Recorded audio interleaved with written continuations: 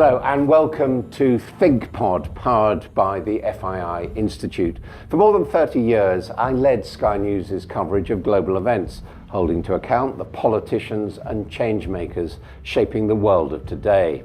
In this series, filmed at the 6th Future Investment Initiative in Riyadh, Saudi Arabia, I've got the opportunity to question those shaping the future.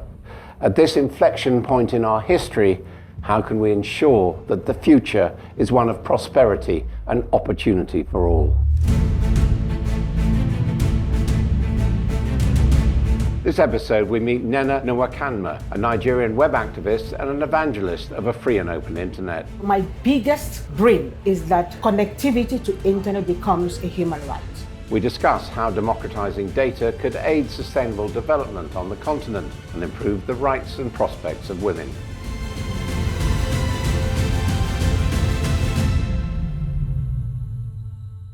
Well, thank you very much indeed for joining us for ThinkPod. Could you please introduce yourself? Hello, everyone. My name is Nnenna. I come from the internet. And why are you here? I'm here because I'm the chief web advocate at the World Wide Web Foundation. We were previously at the summit in New York during the UN General Assembly, where I spoke about the future of humanity, which is closely linked to digital development. And I'm here to push that message. And tell us about the World Wide Web Foundation. What's its aims? Anyone who has ever typed www is on the web. The World Wide Web Foundation is that organization started by Sir Tim Berners-Lee, the inventor of the World Wide Web himself. Now take a step back. The web is not the internet. The World Wide Web came after the internet. The internet was machine-oriented. The internet was device-oriented. The internet was technicality-oriented. The World Wide Web is human-oriented. The World Wide Web was the step that allowed humans to communicate with humans through machines. So it's the human face of the internet. It's about 35 years old. And when it was invented, it was given free to humanity. It was offered to humanity. And the inventor of the World Wide Web had the vision, which was the same as that of the inventors of the internet, that if humanity, given technology, will make good use of it. So that was the reason Sir Tim Berners-Lee offered the World Wide Web royalty-free to humanity. In other words, you don't need any particular administrative procedure. You don't need any permission to be on the World Wide Web. We call it a permissionless space. So when we talk about the free, open, and accessible web, it means that you don't need to show any kind of expertise. Everyone is welcome. In fact, we use a hashtag for everyone. So that was the vision of the World Wide Web. Yes, for everyone. But Sir Tim Berners-Lee felt that there was a need to protect it a few years on in 2007. What were the problems? Now, when we say for everyone, the question is, has it effectively become for everyone? The answer is no. So in pursuance of the vision, you find out that the World Wide Web is not yet for everyone, and even the existence of it is being threatened. So on the 33rd anniversary of the World Wide Web, we talked about the dangers, the threats to the web. The most important thing that we can call a barrier to the web being for everyone is access to internet connectivity. So we know that only 2/3 of the global population can access the internet. So we cannot be saying it will be for everyone when we still have practically half the population of the world that is offline. So the fact that some people are offline is a threat to the for everyone vision. The second is when people get online, are they safe? So that was the vision of the World Wide Web. Sure. What were the problems that said you needed a foundation? We might mention three. One is connectivity. The second is safety and security. And the third is violence and abuse online. On connectivity, we notice that not the whole population of humanity can connect to the internet. So the challenge of having the infrastructure to connect, having the capacity to connect, having the affordability to connect, being in the social and civic space that allows for continuous connectivity, having a meaningful connectivity. These are all challenges to connecting to the internet. Because until you can connect to the internet, you are not part of the web community. The second is safety and security online. When you get online, when you connect to the web, we now hear about fake news, we now hear about misleading content. Everyone who's listening to this has been either a victim of scam of these emails. So there's criminality online. Being safe and secure online is a huge barrier, is a huge challenge, and it is threatening the whole of humanity. It's threatening investment, it's threatening government, it's threatening everyone. The last is online abuse. We are taking abuse from offline, violence from offline, it's coming online, especially to women.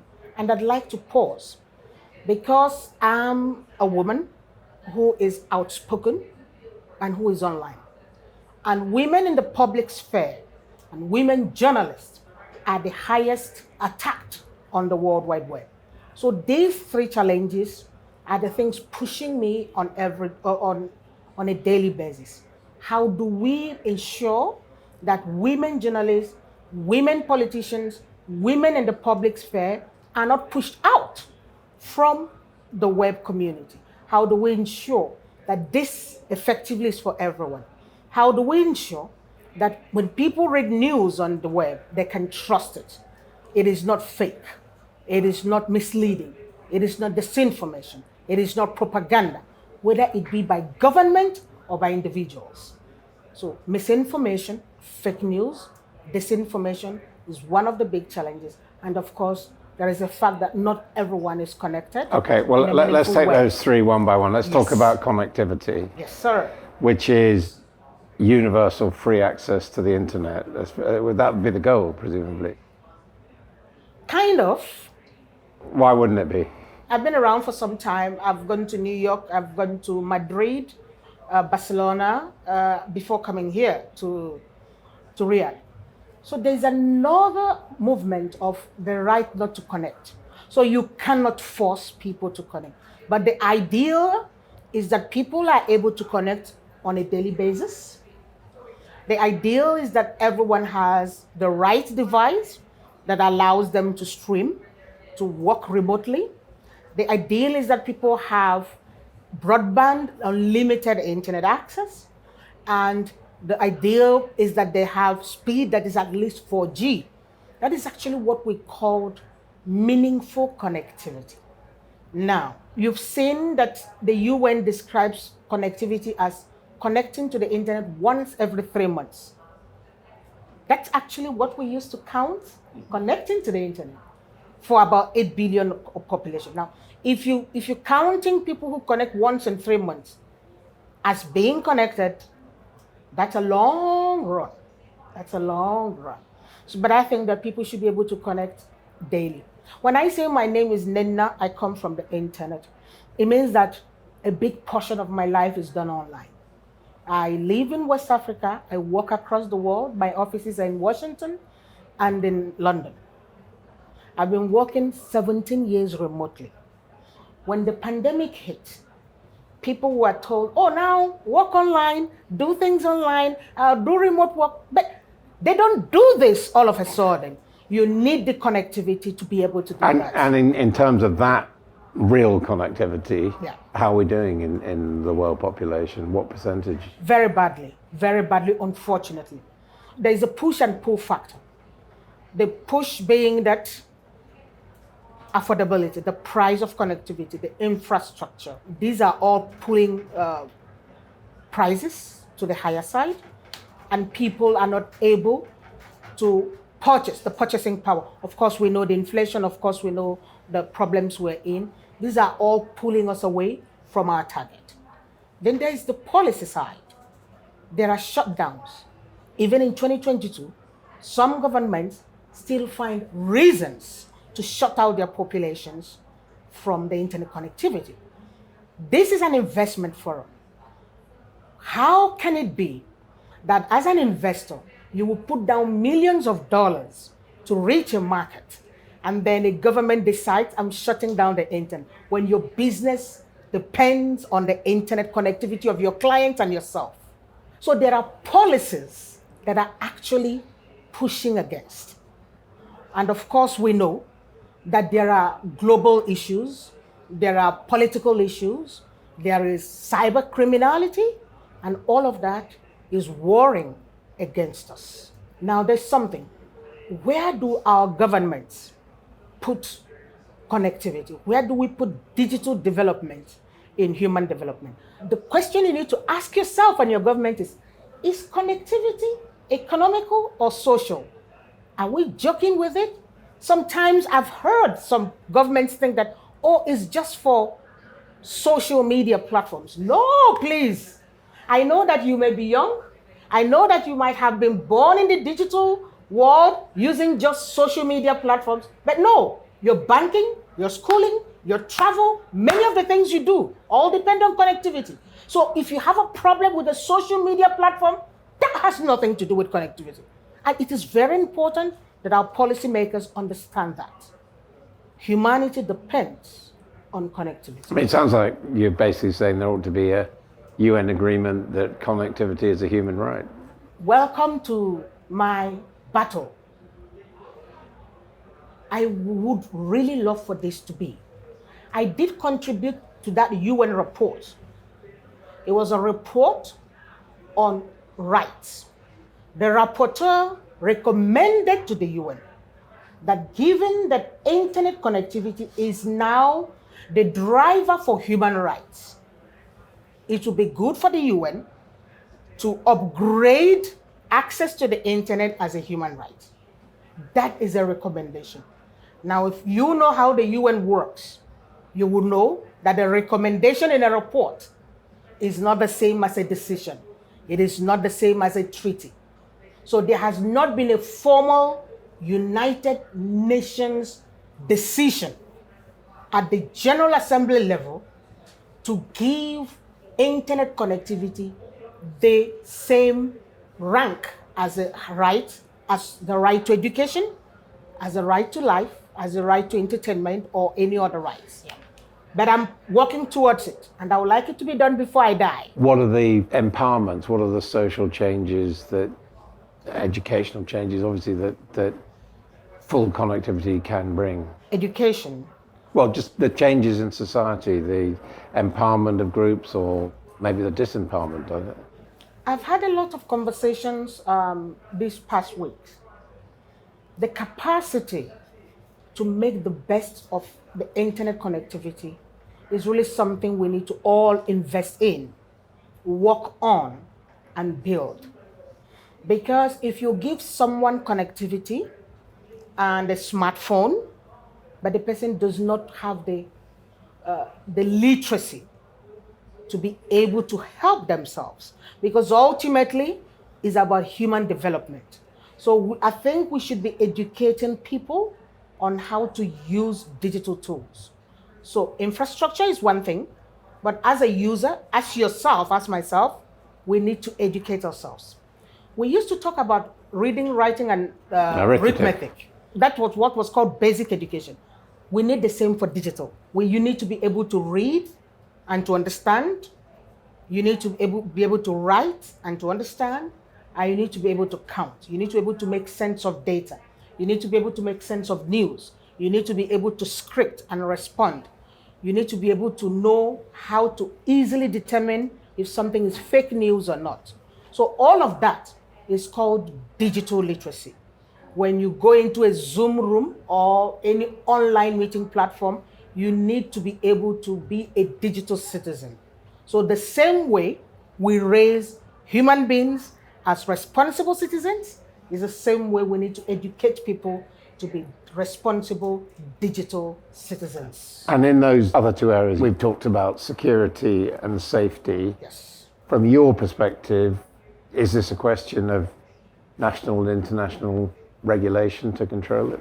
Interesting question. In my role, I interface with the United Nations and specifically the Office of the UN Tech Envoy, His Excellency Amandeep Gill Singh. He was appointed about 3 months ago to that office. and he is leading out on an effort called digital cooperation. I've been on this for about 4 years now. The United Nations is channeling towards something called Summit of the Future. The Summit of the Future will happen in 2024, and during that summit, we will adopt a global digital compact. This global digital compact is a set of principles and actions for the free, open, and secure digital environment that we talked about earlier on. So the answer to that question is, there is no national internet. There is one global cyberspace. There is one global interoperable cyberspace. That means that even if you are growing your national market, if you're growing your national ecosystem, you also have to envisage global digital cooperation. And that, I feel that the global, the local will meet at the humanity level. So, as it were, there'll be United Nations stipulations, would then be up to national governments to bring their societies into line with that. That's correct. National is where the rubber hits the road. Wherever you go, wherever you fly, you will always land in a country. So country initiatives are very important. You said that humanity is digital and digital is humanity now. Yeah. How confident are you that we're going to get on top of this? As an African woman, I am concerned. I grew up in the eastern part of Nigeria without electricity. And in that village, we still don't have very good 4G cover. And I go to big places. So I live what we call the digital divide on a daily basis. The UN says, leave no one behind. Tim Berners-Lee says, for everyone. I am worried about the widening divide. Now we're having a global economic condition that is not very good for all of us. And this is also widening the digital divide. My biggest fear is that because humanity is gently going into digital, those who are digitally able and capable will keep on growing to the metaverse, growing into cryptocurrency, growing into a wonderful, better life. And those who do not have, who are incapable, who are incapacitated, will go lower. And that is a cocktail for maybe another global disruption. And that is what keeps me awake at night. And finally, if you look at your own ambitions for the next decade, what do you hope, want, expect to achieve? So my biggest dream is that connectivity to internet becomes a human right. My second is that people will feel safe and secure online, that we will put our efforts to make this come to be. Nnenna Nwakanma, thank you very much. Merci beaucoup. In these turbulent times, don't forget to like, comment, share and subscribe to Thinkpod for more insight and analysis.